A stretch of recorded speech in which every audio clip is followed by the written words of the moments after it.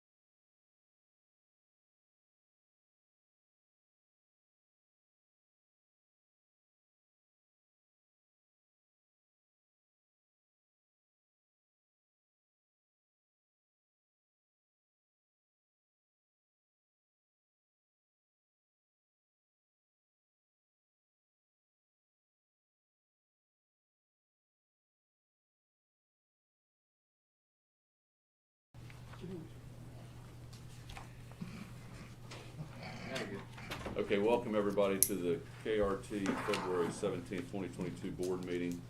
Appreciate your attendance. We're starting a little bit late just to make sure we got taken care of the minutes. I wasn't here, so I can't determine if they're right or wrong, but hopefully somebody that was can make an emotion if they so choose. Yeah, I make a motion that we approve the minutes that were just passed out. Second.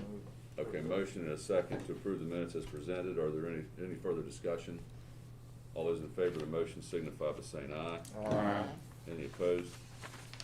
Motion carries. I missed roll call. Are you gonna take a roll call to just put it on the record for sure? Yeah, I can't, just to double check, 'cause like I said, I can see everybody who's here. The only, I know on the phone, I think we had Manfred Holland, Jay Snodgrass, and Mayor Casebolt. I just wanna make sure I'm not missing Connie Fout, or is Joe Caval? Okay, So 2 members absent. correct. Okay, thank you. And do we need to, should we be able to on here, the Wendell, or I- recognize, or? With the recording, I think That that's for that probably we don't, okay. okay. Yeah. So next we'll move on to the financial statements, Scott.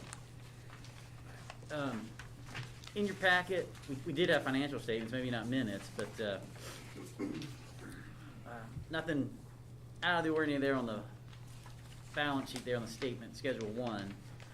The Schedule 2 for the statement of revenues and expenses for January, revenues were $129,158, and total operating expenses, the $1,130,537.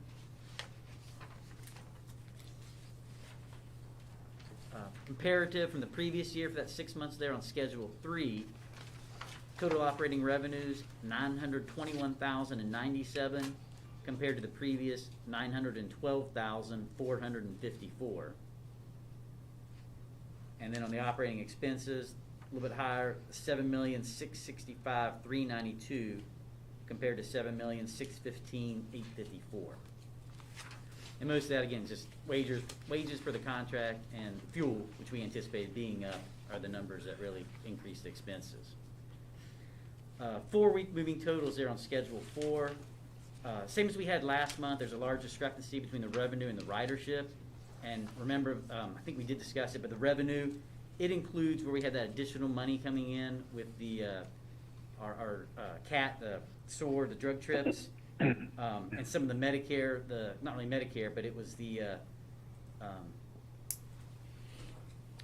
what's the care? What's the passenger, the Cat vans. not the cat vans, but Store the program where the,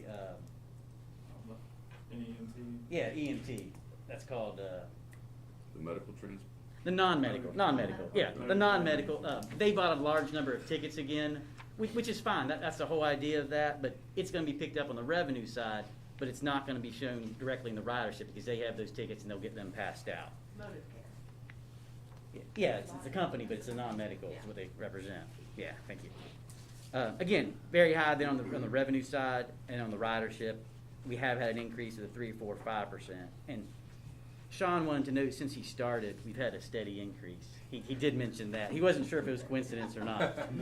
He must be wearing himself out for riding the bus. And then on the Schedule 4B, on the daily fare box revenue summary, average again with the COVID, that bottom number has been just under 18,000. And in these periods here, we're still below that with the couple of holidays and stuff like that. It's throwing those numbers off. And weather-wise, when it does get bad with the snow and everything, we've been hit pretty bad. Going to Schedule 4C, the actual count on the fare box. Total was a 74,314 for this past January. Previous January was a 71,994, so you got a 3% increase there.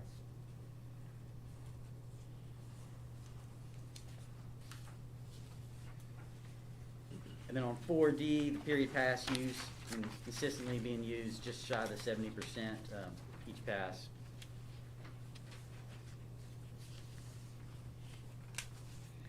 Schedule 5, just using our statistics, I said the exact numbers, still consistent though with the January just past year. An average day was 2,976 compared to 2,855 the previous, and for the month, 73,458 compared to 69,710. And last one with the financials there on Schedule 6 with the levy receipts. Again, it's next month, or this current month, we're going to really see where we are when the large amount comes in. But in February, we're having 191,672 so far has come in, but we're still 3% down from where we were last year.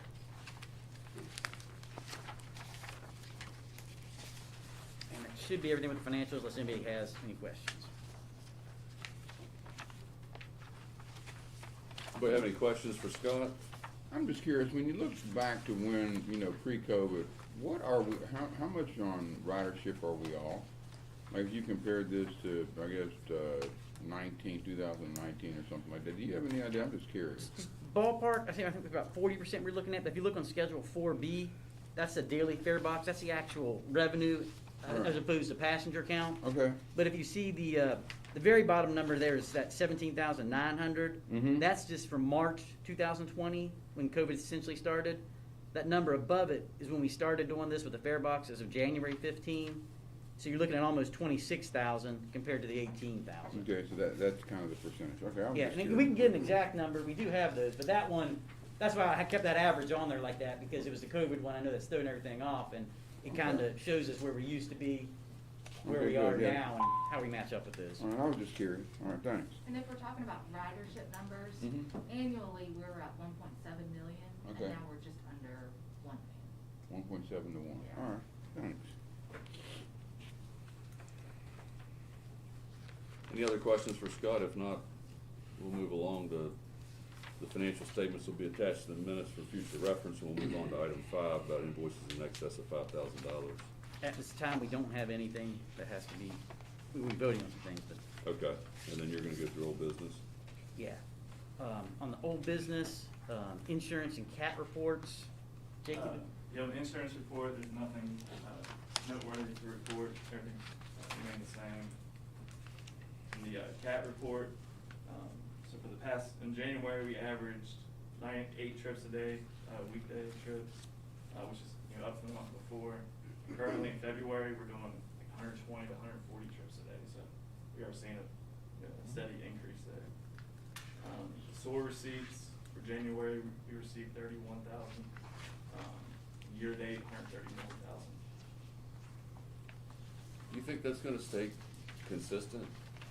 We saw a big increase in the last couple of months, in the SOAR ridership. And the grant's good through, September. Okay. The current grant. And then they plan to continue the program after that, for what DHHR is offering. But what will we do for budgeting purposes? We're just starting budget right now, so that's gonna be one of our top questions on That's that all of side a of sudden things. it's turned into a sizable Right. source of revenue. And are they on the CAT vans, or are they using passes to ride the regular routes Cat vans. exclusively? Yes.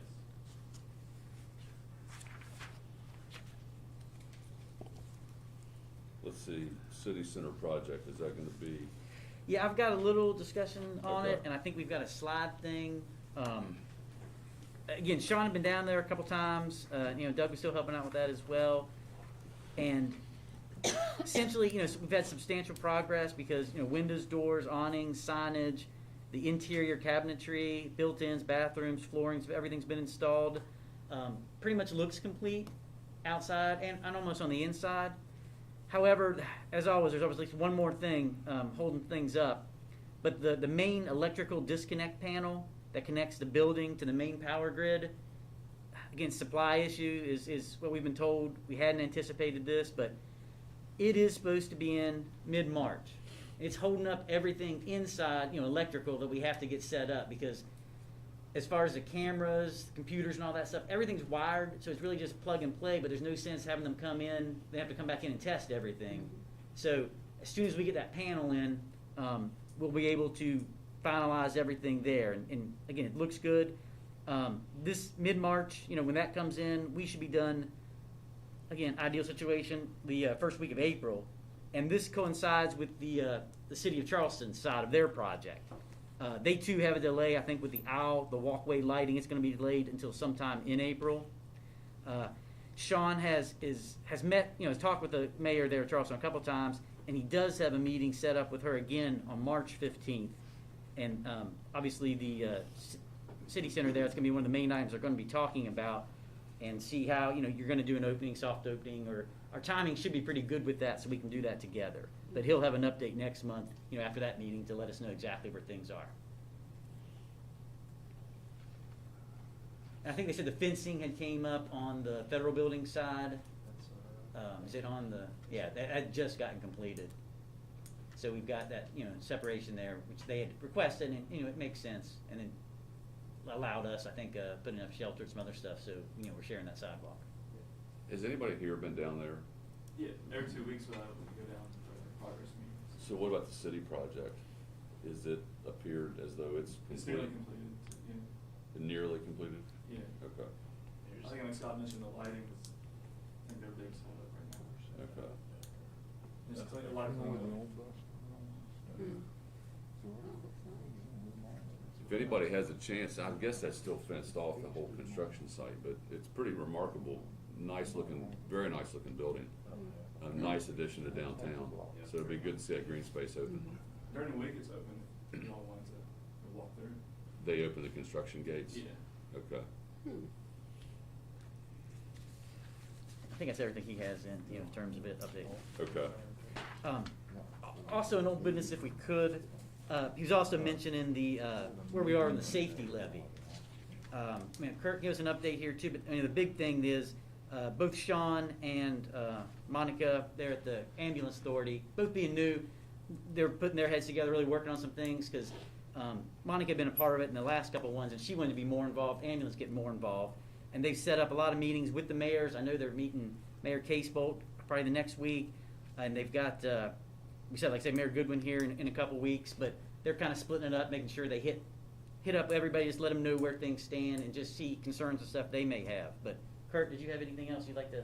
Sure, I'm Kurt Zickafoos. I'm the new safety manager for those that did not meet me last meeting, but I'm also doing some things with the safety levy. And the thought was, since Sean was pretty new at being the new KRT executive director, that we're getting him out in the community more, meeting with individuals, meeting with mayors, meeting with civic groups, and just saying what KRT has to offer and what services we provide. So we're going to continue to do that. I think it's good not just for the levy, but it's just good business practice as well for him to get out in the community more. And Scott and I met last week and talked about some of the issues going on with the levy, and so I think they have bi-weekly meetings, and they're getting the alliance on board and then getting the sheriff involved, who's traditionally been the main spokesperson. But with two relatively new executive directors for the agencies that benefit from the levy, it's a great opportunity for them to be out in the community. And they have a calendar of events, so to speak, that says, you know, we're going to be in Marmet here and Sissonville here, and to reach out to different communities to kind of make sure that message is widespread. We were 82% last levy or something along those lines, but you just can't. 83.17. Yeah, but we just can't run the risk that we don't continue to have that type of success. Yeah, that was, I think, the last thing there on the old business. Okay. Now, new business, I'd like to shift the agenda because we have a guest on Zoom, and do item C first. No problem? Okay. We have a representative from Wendell on Zoom, and one of the topics that we're gonna discuss is entering into a proposal with them to do an engineering study of the shop. One of the things that Chris has been instrumental in is discussing safety, efficiencies, work environment in the shop. And so that's something that was put together with a list that Chris developed, and Wendell's gonna be.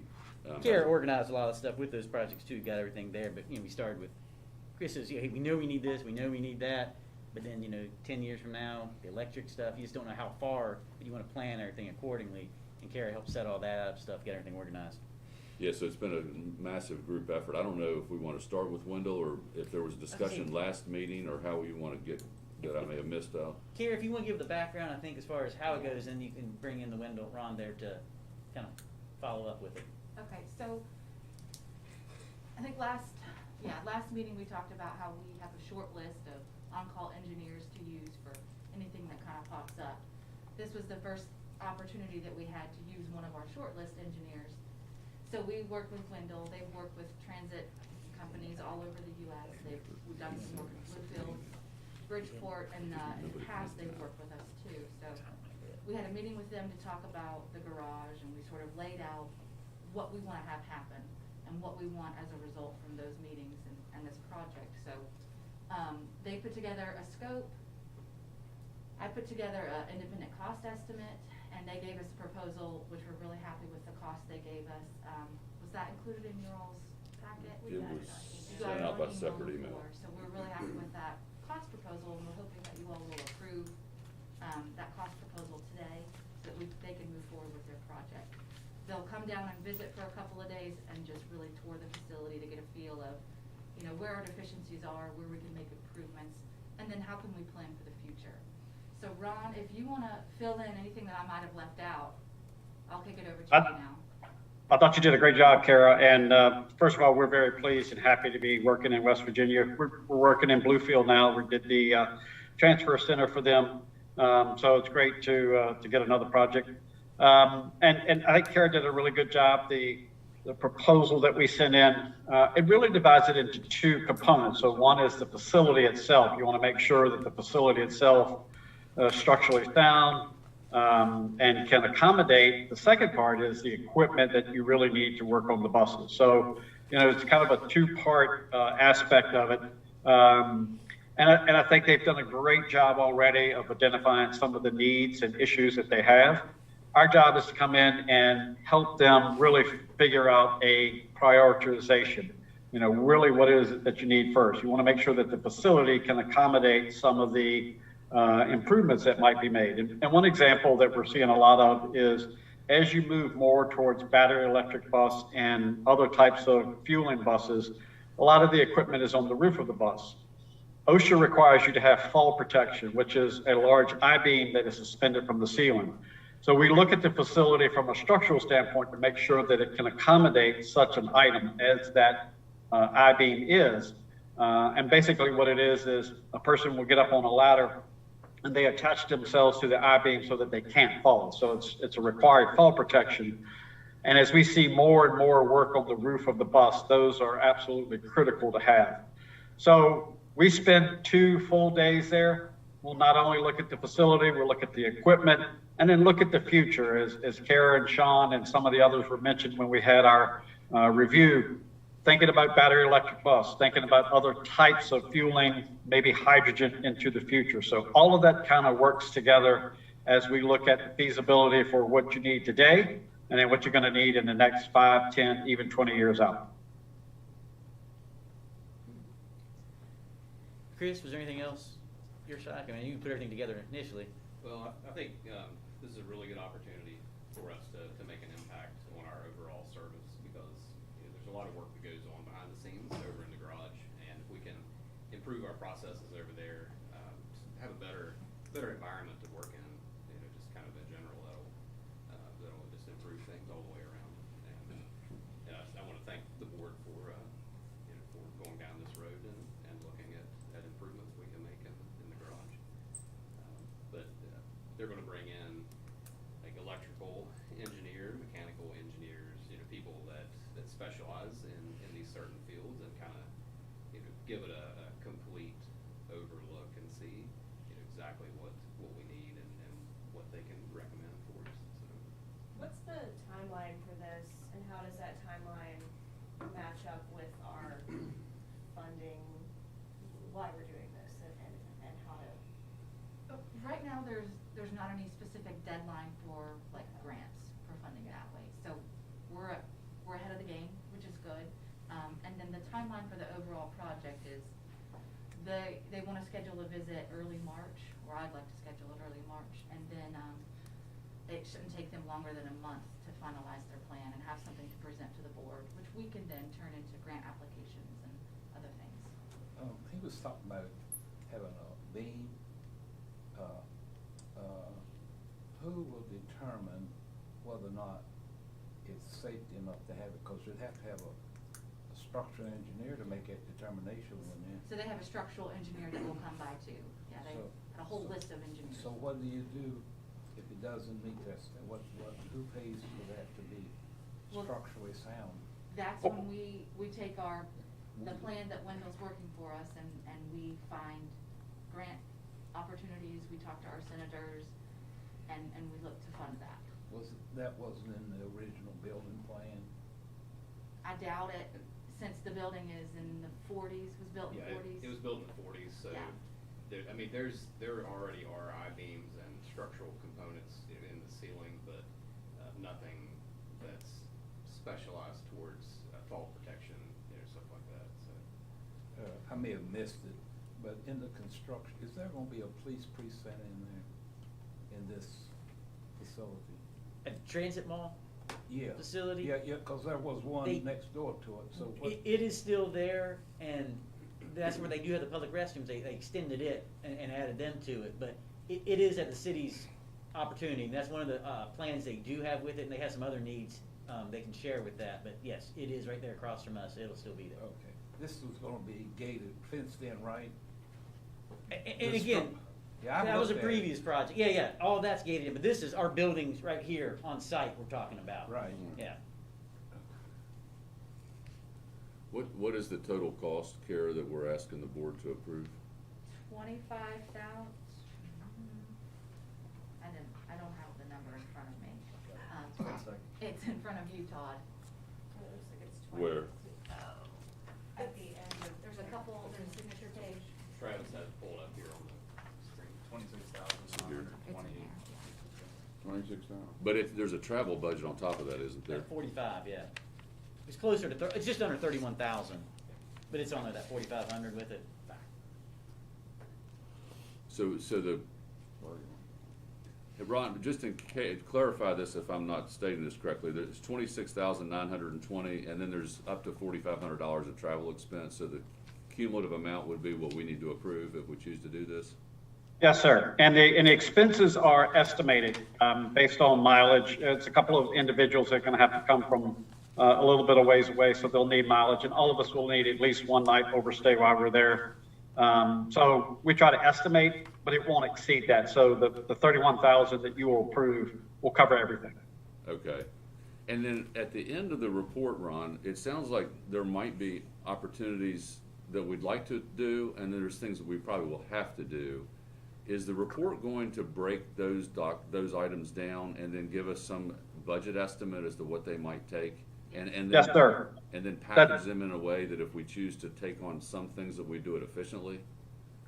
Yes, sir. So some of the things immediately might be life safety. And so that's why we bring, the gentleman was talking about, so we have a structural engineer, we have an electrical engineer, we have a mechanical engineer, we have an industrial engineer for equipment, we have architecture. We have all the disciplines that we need. And the things that will stand out in the highest priority are life safety. So if we see something that needs to be addressed immediately, that's going to be the highest priority. The other items will come in a prioritization as we see them. Again, take, for example, the fall protection. You need to address the building if it's not able to accommodate the fall protection before you even think about doing the fall protection. So we'll begin to prioritize for you a series of the improvements that you need to make and then some that you can wait on.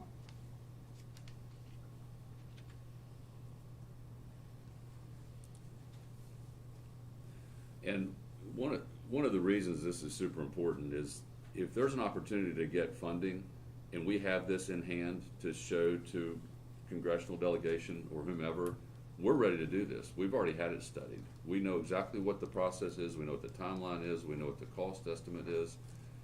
That puts us in a very, very good position. And frankly, Exactly. considering the magnitude of the facility, the age of the facility, this to me is a very good estimate to get us into that position. We'll have to spend some money up front, but hopefully Kara's going to work her magic down the road, and we'll be paying $2 on 10 to make this project happen. And how will we pay for this? What will this funding come from? Again, while we're asking for it here in the budget, we did have that money available with the COVID and stuff like that. It's not in the capital, the operating budget at this time, but we do have the funds in our reserve that we'll be able to So cover it comes from reserve funds? Yes. Okay. And I want to throw this out there too. When this building was first built back in the 40s, it wasn't built for buses. It wasn't built for Gillig buses with batteries on the roof or fuel tanks on the roof, that sort of thing. It was built for like trolleys coming through on rail systems and that sort of thing. So it's definitely not designed for what we're using it for currently. It works to a point, but there's definitely upgrades that would need to happen for alternative fuel buses. Okay. Well, I'd like to make a motion that we go ahead and approve to have them do this study for us, and I don't know if I need to put the cost not to exceed $31,000 or.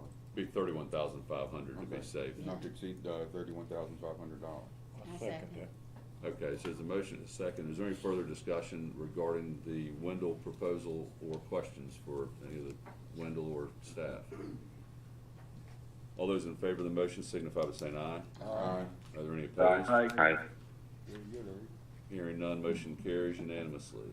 Thank you. Thank you, Ron. Absolutely. Thank you. We look forward to working with you guys. Yep, looking forward to seeing you here. Thank Take you. care. Have a good day. We'll move back up to A.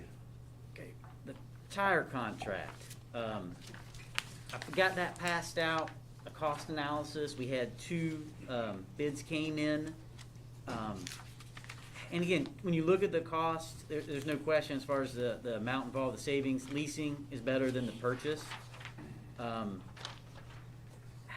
Again, it's not just low cost, it's lowest responsive bidder.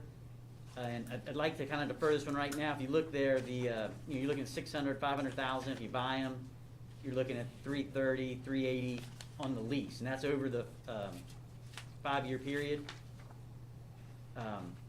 But again, our recommendation, we went back and forth and looked at some stuff. I'd like to have Chris, where he has hands-on definitely with this. We would like to go with the lease, but with the Goodyear as opposed to the Bridgestone, due to some of the wear factors, which again, Chris, this is definitely your area, and could you please explain, your preference? So, again, like Scott said, there is a cost difference there in the lease, and we pretty much threw out the idea of purchasing tires. Sorry, is administrative is the biggest issue, and again, it's an outside party having us maintain every tire, which we do now anyway. But again, in the criteria they want, it's a little more work on us like that, that's what we had done prior, and, you know, we're still doing that, it's just we're giving it to the outside group, so, again, the cost you're saving from purchase versus lease, if that's the worst part, you know, we handle that no problem, shouldn't even be the issue there. Are you recommending that you go with Goodyear rather than Bridgestone? Yes. I mean, then would you be able to explain to all? That's what Chris is gonna do for us right now, that's Yeah, exactly what we why want to you- yeah. let you guys understand. Yeah, so to break it down a little further, you know, we've pretty much realized that we're not gonna be able to outright purchase tires just because of the cost of it. It doesn't make any sense to spend an extra couple $100,000 just to make things easier on us. You know, because once you purchase tires, then there's no kind of strings attached with that, you know, with keeping track of tires. As far as the Bridgestone or Goodyear is concerned, we do that in-house, like Scott said anyways, but it's administratively, it's much easier to purchase tires than it is to lease tires. But with that extra cost, there's really no comparison there. So we kind of threw that out the window and started looking at leasing tires, which we pay per mile, per tire. And I know the Bridgestone tires are roughly, $30,000-$40,000 cheaper over the life of the contract to go with Bridgestone. But in the past, we've had both Goodyear and Bridgestone contracts. So we're familiar with both of these companies, intimately familiar with their products, you know, their tires, services, things like that. And I can say it's been our experience that Goodyear is a much better company to work with.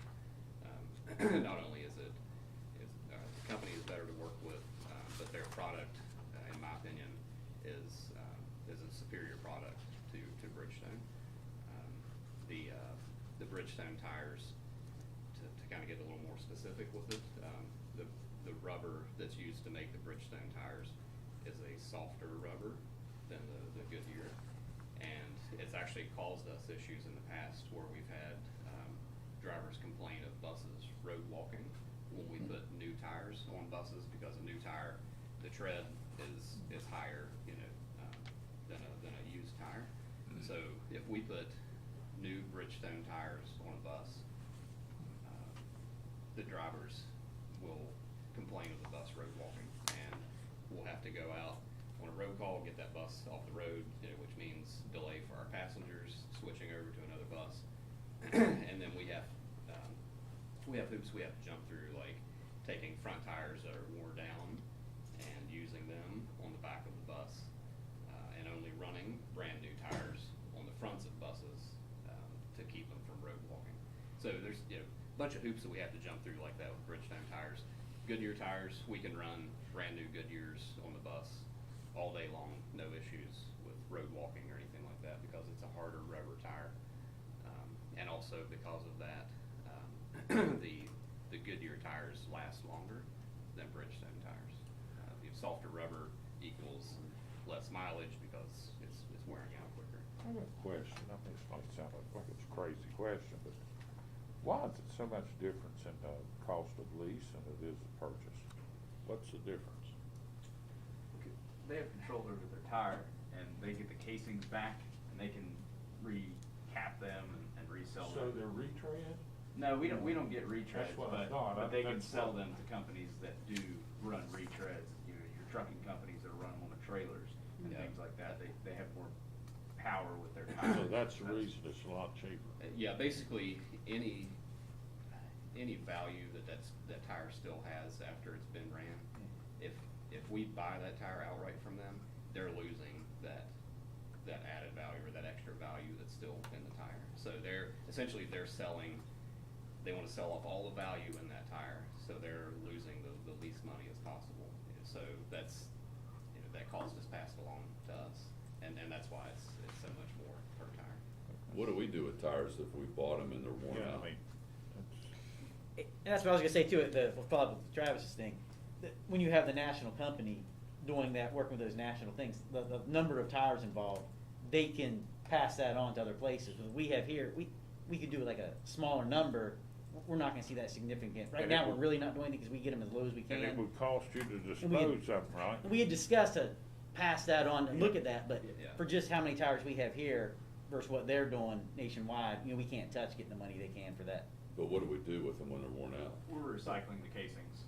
We don't pay to have them recycled. But we also don't get paid We- either. yeah, Right. Correct. We don't get Okay. paid. I think also the advantage to them is they guarantee we gonna be their customer. Yeah, there's, They lock you in. there's a lot to be said They in lock you in. the lease program that, you know, they're locked into a That's a lot of contract. money They if have you're to gonna have provide fun. us tires in a timely manner and keep us supplied with tires because we're under contract with them, so. They And then, consider a damaged tire, what do they do with that if one gets damaged? It's a brand new tire, got the side of it cut. Do they replace it or that just? yeah, there's a proration that's involved there with the damaged tire that, that we have to pay depending on how many miles are currently, on that tire, things like that. But yeah, any damaged tires, any tires that's taken out of our inventory, they replace those. So what's the mileage they replace them at? Well, it just depends, No certain mileage, like, no, there's no set mileage, it just depends on, how many miles we run it down to 30 seconds. And then we also have the option of regrooving the tire at that point, and getting even more life of the tire. But with the lease program, it doesn't matter if it's regrooved or not, you're still paying mileage, so. And if I could add to that about the damage, if you purchase your tire, you damage your tire, it's your tire. Oh, yeah. You don't get Yeah. reparation value back, at a lower cost. Good point. Yeah. To get that back, so. But again, just to kind of recap, we've ran Goodyear, we've ran Bridgestone, and by far the Goodyear is the better product, better company to work with, so. What is, I'm sorry, what Like is? the old adage, you what you pay for. So, I'll make the motion, you road accept blocking is the, when- Goodyear. We got a question going. Oh, I'm sorry. Bus is driving down the road and they go into a curve, the back of the bus will feel like it's literally swaying back and forth. Okay. And that's what the term road walking, that's what that refers to. Sorry, Oh, no, that's fine. Any questions like that, I'll be happy to answer. So does this get us out of the regrooving business, or will we still need to do some of that? I assume there's some labor savings by not needing that equipment if Right, we're yeah, not I gonna do mean, it. honestly, if we go with the lease program, again, a mile is a mile, whether it's on a non-regrooved tire or a regrooved tire. So, not regrooving saves us manpower, saves us equipment costs, maintenance costs on that equipment, that sort of thing. So, I don't envision us regrooving tires if we go with this lease program. Okay. And you our tire- regrooved them here? Yeah. Our equipment for our tire regrooving is really due for replacement Yeah, as well. so if we were going to regroove tires or continue regrooving tires, we would have to invest in some new. Well, that's what made me think about it, because I think it's on that Wendell list, or that list you Yeah. produced for equipment for them to look at. So Yeah. there's a possibility we won't have to buy that equipment Correct. if we do the lease option. Yeah, and the list that I put together for Wendell, just so everyone knows, that's kind of a super wish list. I just threw in basically everything but the kitchen sink, because, why not look at everything and then, kind of pare it down from there based on costs and things like that, so. But yeah, you're right, we could probably just disregard that. Okay. So, but again, the difference in cost, $30,000-$40,000. And that's over the 5-year period, that's not per year. Right, that's over the life of the contract, and, my recommendation, my opinion, is that's worth it. To cut down road calls, have a better product, better, relationship. Better with the experience for customer. the passengers too, like I say, with all, having those Yeah. delays on the road calls and everything too. Where does it fall within budget? Yes, yeah, actually, we'd be a little It'd bit be less lower. coming on this year, where, these costs are less than what the purchase has been. Mr. Sutphen, did you have something you wanted to bring up? Yes. I make a motion, you accept, the committee's report on the Goodyear, take 5-year contract. I'll second. Okay, so there's a motion and a second to accept the Goodyear contract, lease contract for a 5-year term. Any other discussion? All those in favor of the motion signify by saying aye. Aye. Any opposed? Just so you get what you Motion pay for, carries. doesn't it? Absolutely. Okay, next is bus seats. Chris is the man of the day, I think. I'll give you a quick overview what Sean had here. I think in your packet, what was emailed, I think you all had the ones for the bus seats, if I'm not mistaken. Okay. But these are like an insert replacement. And again, when COVID came out, we had a big push. I know with the, we taken them up to the airport and we had everything, sanitized. But again, something in-house to help make things cleaner. I mean, it's one of the priorities we've had. And historically, we've purchased the buses and we've kept the seats for the lifetime of the bus, whether that's good or bad. And when you have the cloth fabric in there, it's really difficult to maintain that cleanliness. These inserts, I mean, they're hard to clean, and when you wash them, taking not long to dry, they're out of service and everything. Those buses, to take care of that, if you have to do a deep clean. And, we haven't put probably as much as we can into those, but it's been real difficult. And they have the vinyl and then the hard plastics. And, going forward, we can get the buses ordered like that. But we have quite a few buses that are going to be here in service for 5, 7, 8 years, and we'd like to get everything, changed out, get these inserts put in. We can do all that here. And, Chris had mentioned too, with COVID coming out, there were a lot of other agencies, nationwide doing that same thing. We have that money, with the COVID and all, to apply to these purposes, and it took them a little bit longer than normal to get the quotes and everything because there's been such a push from the other places that are doing that. And when you go to the factory, when we go to Gillig and see all that, the trend has been to get away from the fabric. And, we were kind of on the other side of that, so it's like, now's the time if we can to get all this stuff cleaned up. But again, these inserts will be easier to clean, the smell on the buses will be better, more fashionable. They'll show our passengers we're dedicated to having these conditions on our bus. Roughly, we're looking at 1,000 seat inserts, and we're looking to replace those. It's it's about $158,000 to do that for all the buses that we want to get replaced, and there's a handful that we're gonna get in this summer. Those will be coming in with the seats that we want. But I think Travis, you have a couple pictures. Yes. But again, if you want to look here at Chris first, we have kind of before and an after in both places here. So these are the old inserts that's currently on our buses playing here. This is, Would you hold that up, Jason, so everyone can see it? Walk around or. this is the seat bottom. Yeah. This is the seat back. And these are inserts that pop into the seat shell. So this is a lot of the wear, this fabric will wear out. Yeah. And it looks worse, it looks dirtier because of it showing its shell bottom. But it's also really dirty. What's it made out of? You have to scrub them and then let them dry, is what I heard. Hey, you Yeah. mentioned something too, Go ahead. you mentioned something too, So you mentioned egg, right? about taking it up to the airport to sanitize them. We don't have the equipment here to sanitize bus. Oh. Not the means they were doing. They had a special technique with that The hydrogen. Yeah, it was. peroxide or. Yeah, hydrogen. But it was a unit in there, kind of like a bomb that did all that, and that was something just at their end, and we did that, from the get-go, they provided that. Things have dwindled a little bit from that point. We still have the wipe down and everything like that on the hard surfaces, but again, the hard surfaces, we're not able to do that on a fabric I've sheet. seen them, do buildings and stuff, and they do it with a sprayer, kinda like a paint sprayer. If they do, we'll And roll I don't know retro what to all of use, them. some type of, I don't know what to use in it, but, and it disinfects everything. I was just curious about that. And we've tried out some products like that. But it won't help that, I mean, that's, No, that those are won't just have- nasty. Yeah, that won't have any bearing on these seats. And it's important to point out, these inserts here have been cleaned several times. I mean, even when you clean them, they still look dirty. It's just like carpet on the floor. Yeah. I Yes. mean, What kind of material is this made out of, the new, seat inserts, vinyl? Yeah. Are they comfortable for the passengers? I mean, It's really about the same feel as sitting in our current seats, Okay. because there's no padding currently with the fabric, and there's no padding with the vinyl. So it's essentially the same. Your average What's the passenger they're rides like 4 great, miles. they're not. yeah, you're not gonna take 100-mile trip on one, do you? Yeah. I mean, And one thing to note too about this fabric, when you're sitting on it, it'll get hot on your back. So in the middle of the summer, it stands to say in winter it may be a little colder, but in the summer, you'll be a little swampier. Who will do the installation?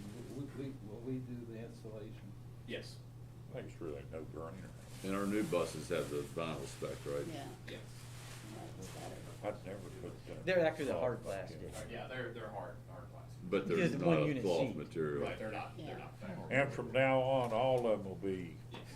all buses ordered will be. That would make more sense, we think, going forward. Yeah. Yeah. Again, we gotta get caught up to that point.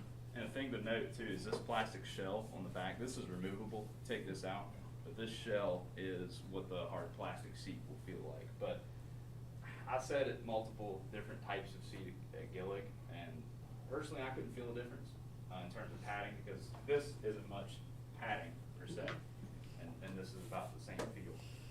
Because they're made out of the same sheet. It's just like a shell. plastic, This isn't here, it? Yeah. this looks identical to the back. Chances are, like the first couple bicycle rides in the spring, you get. And this shell, hard the down. charcoal He's shell, already there. the So learn since when you inserts slide that out are this in, thing, this actually came out of one of our buses, I pulled it out yesterday. Yeah. And put these inserts in. So when we, if we go with this project, No, but I was this setup right here exactly as it is, which is what we go. So it's just the inserts, it's not the Everybody- other everybody falls ones. for free. What we would be purchasing is just the inserts. Carpet or And there's two inserts per set, per seat, Right. the seat back and the seat bottom. Hmm.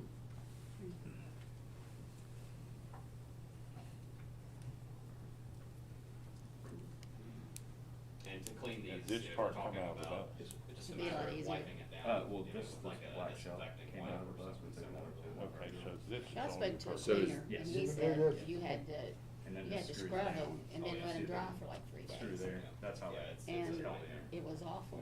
Chris, is that material colored all the way through, so if it gets scratched, it doesn't reveal like white underneath or The black vinyl? underneath? Yeah. Yes, it's all. It's colored all the way through the product. You can do this for 158,000, son. 156. 156 and 80 is what we're looking at to make that 1,000 and get everything I mean, to that level. I mean, there's still COVID money out there, right? Yeah, and that was the money it was intended for. We've applied it, in essence, to payroll and taxes because we can use it up that way. Yeah. But that has saved the other money. So, I mean, and that was kind of what that money was designated for, is to help out to make things cleaner and better for the passengers. And that would be Right. I mean, you could spend COVID money on that if there's a difference, you know. Mhm. I'll make the motion you, get the new inserts for this. I That's it. second. I have Second. another question. Oh, I'm sorry, I don't know. Sorry. the discussion. Well, that's fine, so we have motion, a second, now Right, yeah. discussion. So where does this come from out of the budget, and how much does it reduce for over time? I mean, I obviously reduces by the 150, but what is that number now? The 150, where Yeah, where's it coming from out of the budget, and what, it's not technically in the capital reserves yet, but we have, that capital reserve really has two components to it. It's in that investment account, and the, it's just their additional cash. I mean, it's just something we have saved aside. We can allocate it, to the reserve to make that. That's a good But it's, again, investment. it's the balance sitting there, really is what it is. I mean, it really is in the reserves, but it hasn't been designated for anything. how much do you have in reserves? Unallocated, I haven't on balance yet, Christ tell you, huh?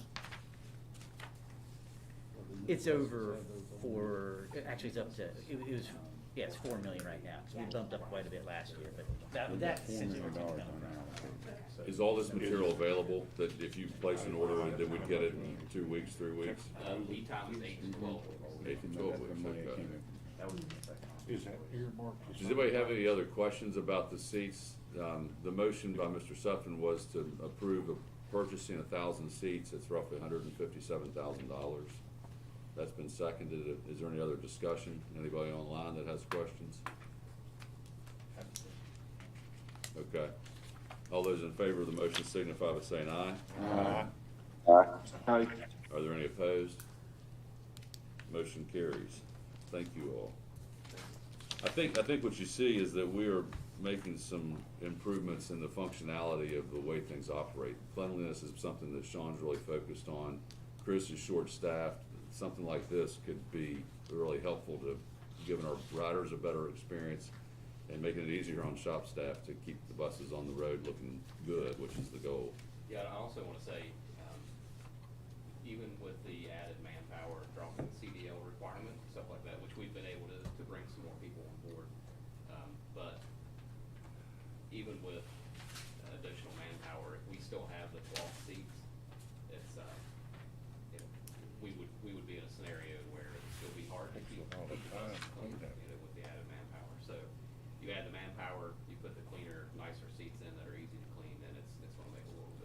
Okay. Well, good, make it happen. Well, on Did you to say seven, They're dropping the CDL requirements. well, That let's was- clarify that. That was just Hey. for our cleaners, because for the contract, they've always had to have a CDL. And that's just for the cleaning part. They're not actually driving the buses out on the roads and stuff like that. But where we cross the road here and where we have people on site, we definitely want them trained to be able to do it, but we've had it a requirement. And we've been able to back that requirement off. We negotiate, talk with the union, be able to get more people in, draw them in, because if you get CDL, you would think you're going to drive the buses, the coal trucks, you'd be out somewhere else. And we're just trying to be able to get a larger group of available pool of employees. And, we get them trained to be able to do it, but they just don't have to have that license. That's the only one we're talking about. Right, yes. Wanna drive the bus. Yeah. 7D is next item, Scott. The last thing we've been looking at, we've had quite a few of our employees, and we've looked at it with COVID. If we follow the CDC requirements, and again, if you do it correctly, you're almost out 5 days no matter what. Because we don't want the people here if they have symptoms. And they don't want to be here, but then they're going to kind of be torn, using up all their leave. They may be hesitant to follow everything correctly. And the county had adopted a policy back in September where if you had gotten your shots, they allowed this additional sick leave, kind of like what the federal had done back when everything first started. And again, we hadn't followed that. It's just kind of tough you give it to some people, you give it to the other people, and how to implement that. But the county, it's worked out well for them. And then in January, they went one step further, and they required to be fully vaccinated, which included you had to have the booster shot. So if you met those criteria and you still tested positive, felt bad, they provided an additional, I think it's up to 10 days in that calendar year for this. And again, you get the paperwork, your trusted employees, that you've got the test result, because you don't have to have a negative result now. You could have that in your system for 3-4 months. The more you read in that, it's just, but again, we don't want the people here, but again, they're getting penalized. And if something comes up again in the summer, what to do. And again, we've got a copy there of what the county has used. We've talked with them. We were just trying to explore the option. We've talked with the union a little bit, but this is something that it'd be one of those kind of like the additional pay. It would be a non-negotiable item.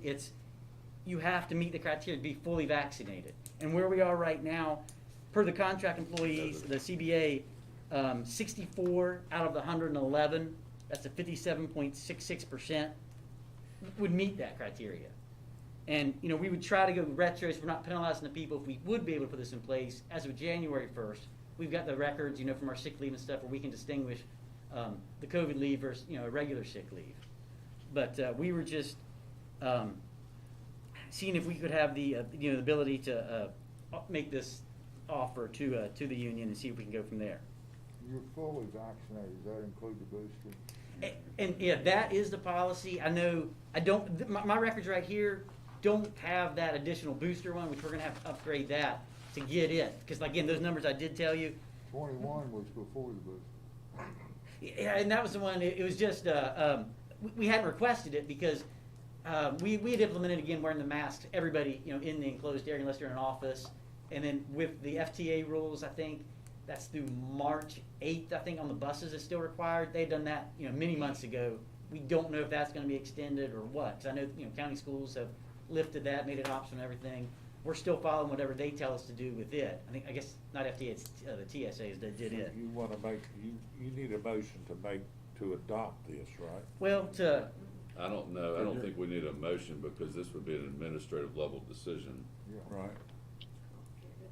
Okay. Okay. I thought this had been vetted with you to some extent.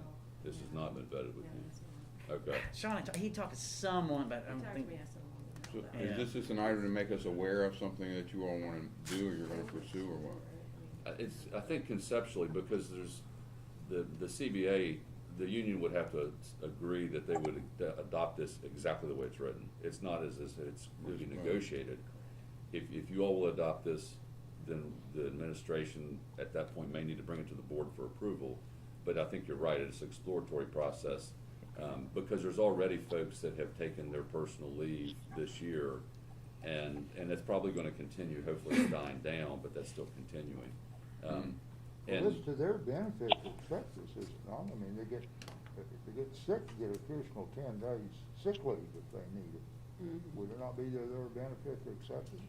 well, I missed but that. it's only those that are willing to be fully vaccinated as well. And boosted. And there's some folks that choose Well, not it won't to. affect the others then, yeah. Well, I'm sorry. I mean, it seems beneficial, but it's still, the Brett and his folks would still have to weigh in and say, yes, we accept it, or no, we don't.